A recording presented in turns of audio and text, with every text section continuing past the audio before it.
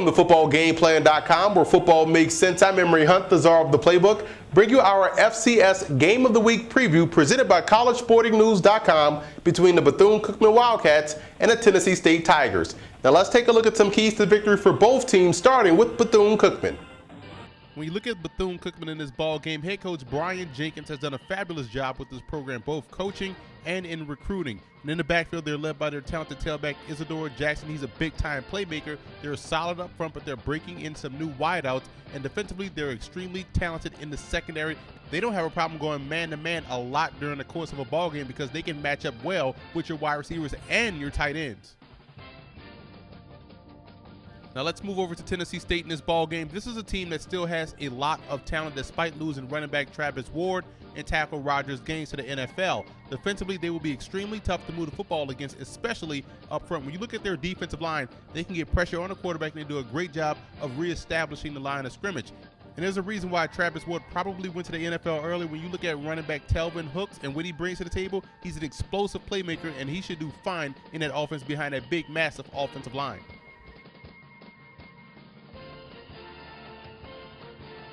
The X factor for Bethune Cookman will be the defensive pressure. Can they put pressure on the quarterback, whomever is going to be back there playing? Can they slow down a running game? Tennessee State is a team that loves to operate off balance. They have to find a way to be disruptive up front.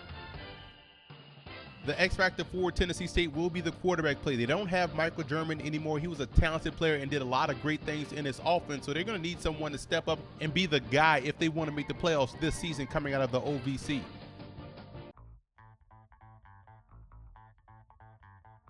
Now here's some coaching points for both teams in this matchup. For Bethune Cookman, the offensive line play and pass protection is going to be key. That's one thing that they're going to have to get going this season. They're going to have to throw the football more in order to develop that balance to be more explosive offensively. And they have to make tight end A.C. Leonard a non-factor in the passing game. He's one of the more talented tight ends in the FCS. And my third point ties into the first point. The passing game will have to take that next step this season in order for Bethune Cookman to finally get over the playoff hump.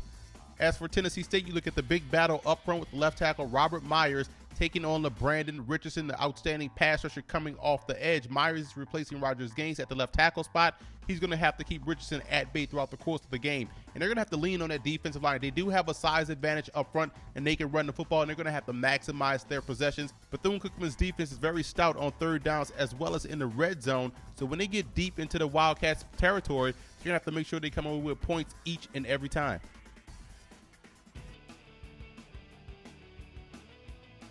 Now here are some 2014 draft prospects you want to keep an eye on in this ball game. Running back Isidore Jackson has the one thing that you can't coach as a running back is that breakaway speed. And this is a guy that can take it the distance on any given play. We look at defensive end Brandon Richardson, the guy that may transition to an outside linebacker in a 3-4 defense at the next level. Tremendous edge rushing ability. And Jarcavis Fields, the inside linebacker for Bethune-Cookman, outstanding player, does a great job versus the run.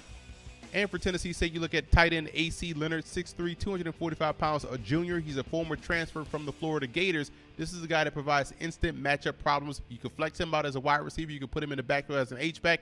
He gives you all types of options for your offense.